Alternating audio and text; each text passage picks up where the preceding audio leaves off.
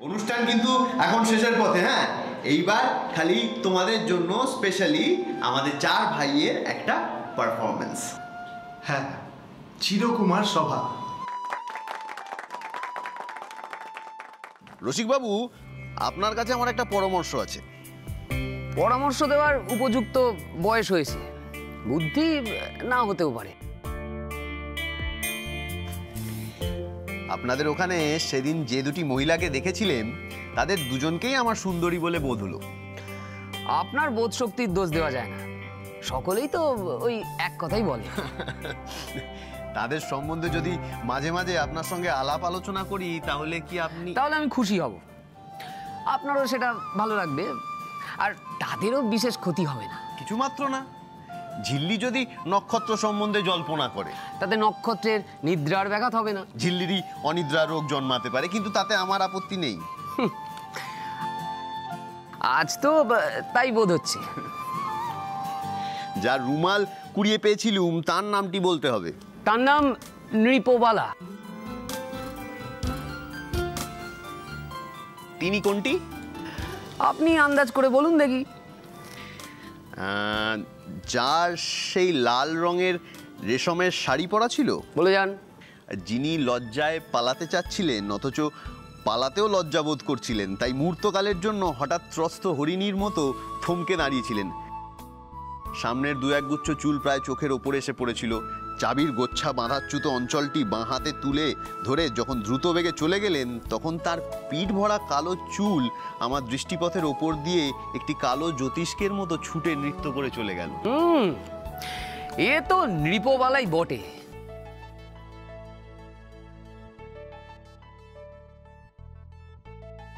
পা দুখানি লজ্জিত, হাত দুখানি কুণ্ঠিত, চোখ দুটি ত্রস্ত, চুলগুলি কুঞ্চিত। দুঃখের বিষয়, হৃদয়টি দেখতে পাননি। সে যেন ফুলের ভিতরকার লুকোনো মধুটুকুর মতো মধুর, শিশির টুকুর মতো করুণ। রসিকবাবু, আপনার মধ্যে যে এত কবিত্ব রস সঞ্চিত হয়ে রয়েছে তার উৎস কোথায় এবার টের পেয়েছি। ধরা পড়েছি শ্রীশবাবু। কবীন্দ্রদের চিত্তকমল বনমালার কিরণ রেখা যে তুমি। তোমাকে যারা লেশমাত্র ভজনা করে তারাই গভীর বাক্য দ্বারা সরস্বতীর সবারঞ্জনময়ী তরুণ লীলালহরী প্রকাশ করতে পারে। আমি সেই কবিচিত্ত কমল বনের কিরণ লেখাটির পরিচয় পেয়েছি। আমিও অল্প দিন হলো একটু পরিচয় পেয়েছি, তারপর থেকে কবিত্ব আমার পক্ষেও সহজ হয়ে উঠেছে। না, দুটি নবযুবকে মিলে আমাকে আর ঘরে তিষ্ঠতে দিলে না দেখছি। একটি তো গিয়ে চোরের মতো আমার ঘরের মধ্যে হাতড়ে বেড়াচ্ছিলেন, ধরা পড়ে ভালো রকম জবাবদিহি করতে পারলে না, শেষকালে আমাকে নিয়ে পড়লো। তার খানিক বাদেই দেখি দ্বিতীয় ব্যক্তিটি গিয়ে ঘরের বইগুলো নিয়ে উল্টে পাল্টে নিরীক্ষণ করছে।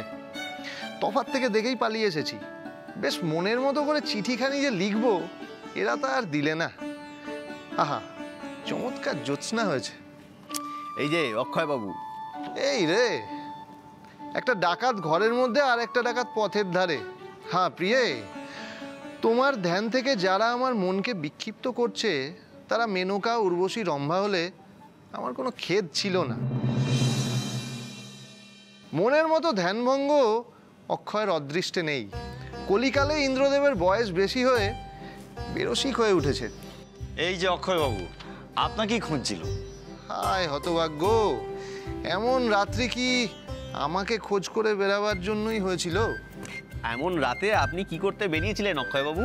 চক্ষু পড়ে মৃগাঙ্কির চিত্রখানি ভাসে, রজনীও নাহি যায়, নিদ্রাও না আসে। অক্ষয়বাবুর অবস্থা আমি জানি মশাই। তুই কে? আমি রসিকচন্দ্র। দুই দিকে দুই যুবককে আশ্রয় করে যৌবন সাগরে ভাসমান। এ বয়সে যৌবন সহ্য হবে না রসিকদা। যৌবনটা কোন বয়সে যে সহ্য হয় তা তো জানি নে, ওটা অসহ্য ব্যাপার। শ্রীশবাবু, আপনার কিরকম বোধ হচ্ছে? এখনো সম্পূর্ণ বোধ করতে পারিনি। আমার মতো পরিণত বয়সের জন্য অপেক্ষা করছেন বুঝি? অক্ষয়দা, আজ তোমাকে বড় অন্যমনস্ক দেখাচ্ছে। তুমি তো অন্যমনস্ক দেখবেই, মনটা ঠিক তোমার দিকে নেই। বিপিনবাবু, তুমি আমাকে খুঁজছিলে বললে বটে, কিন্তু খুব যে জরুরি দরকার আছে বলে বোধ হচ্ছে না। অতএব আমি এখন বিদায় হই, একটু বিশেষ কাজ আছে। বিরোহী চিঠি লিখতে চললো। অক্ষয়বাবু আছেন বেশ, হ্যাঁ? রসিকবাবু, ওর স্ত্রী বুঝি বড় বোন, তার নাম? পুরোবালা। কি নাম বললেন? পুরোবালা। তিনি বুঝি সবচেয়ে বড়? সব ছোটটির নাম? নীরবালা। আর নিপোবালা কোনটি? তিনি নীরবালার বড়। ও, তাহলে নিপোবালাই হলেন মেজো, আর নীরবালা ছোট, আর পুরোবালার ছোট নিপোবালা। তার ছোট হচ্ছে নীরবালা। এরা তো নাম জপ করতে শুরু করে দিয়েছে। আমার মুশকিল, আর তো হিম সহ্য হবে না। এবার পালানোর পথ ধরা যাক।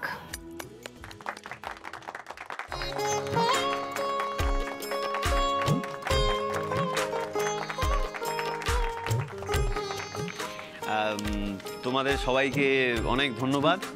আজ এই কবিগুরুর জন্মদিনে আমরা তার রচিত চিরকুমার সভা উপস্থাপন করলাম। আর আমি হলাম গিয়ে শ্রীশ, আর আমি রসিক, আমি বিপিন, আর আমি অক্ষয়।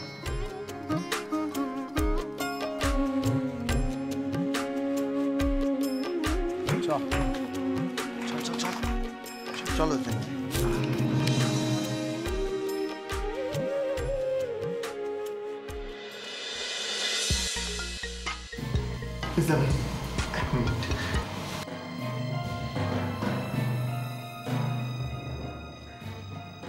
হ্যাঁ বিক্রম, আমার স্ত্রী অপর্ণা ওই রাহুলের আস্তানায় গেছে। বলছিলাম যে তোর পুলিশের লোকজন ওখানে আছে তো, তাই না? কি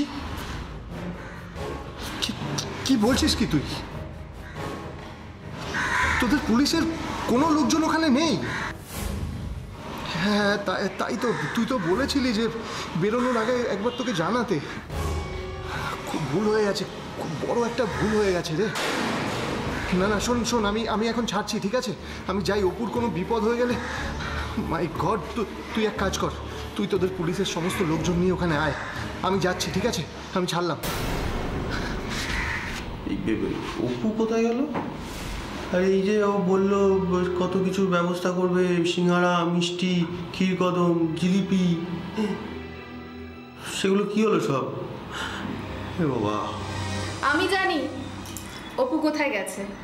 কোথায় গেছে? অপু অভিযানে গেছে।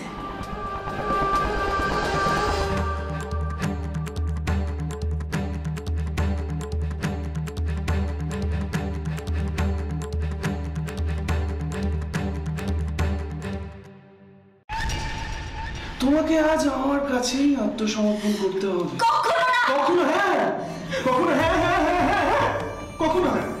বিশেষ করে আমি এরকম সুন্দরী মেয়ে না অনেকদিন দেখিনি, অনেক। আমার কাছে এসো, আমি একটু আদর করি তোমাকে।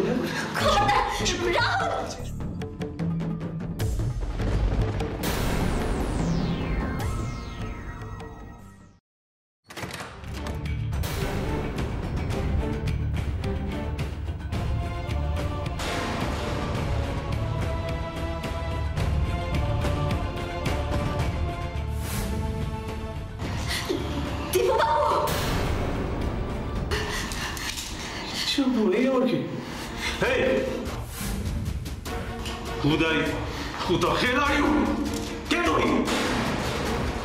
দেখো তুমি যেই হোক না কেন, এখান থেকে পড়ে যাও, পড়ো, নাহলে কিন্তু বেঁচে ফিরতে পারবে না। যাও।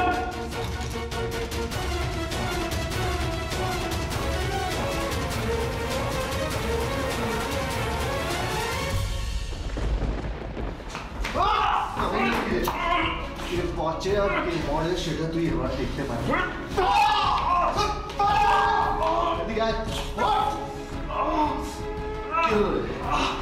একটা দিন কাঁদলো গেলে পালানোর চেষ্টা করবি না।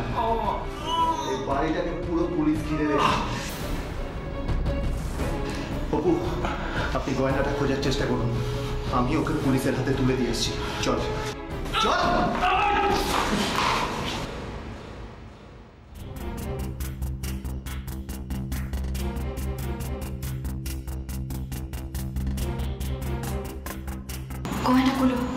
গয়নাগুলো কোথায় আছে? কোথায়?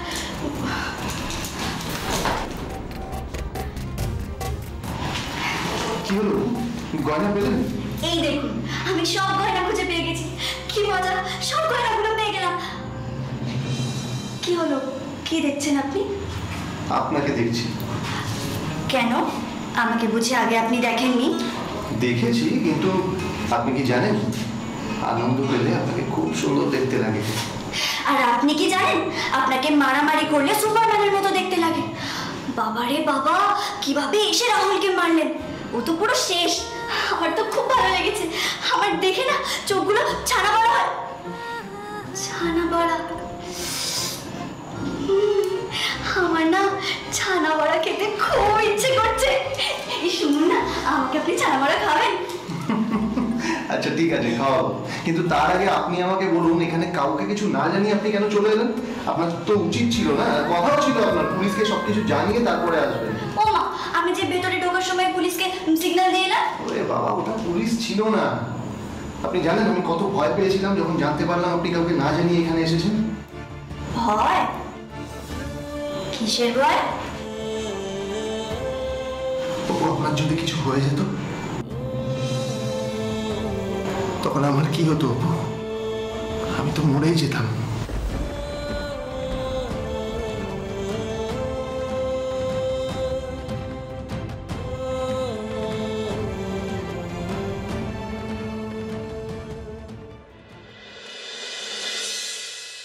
অভিযানে মানে? তুমি কি বলছো কি মেজো বৌমা? তোমার তো কথার কোনো মানে আমি বুঝতে পারছি না। কি আজে বাজে কথা বলছো মেজো বৌমা? বাবা, আমি কোনো আজে বাজে কথা বলছি না। আর কিছুক্ষণের মধ্যে আপনাদের সবাইকে আমি এমন একটা কথা বলবো, সেটা শুনে আপনারা সবাই হতবাক হয়ে যাবেন।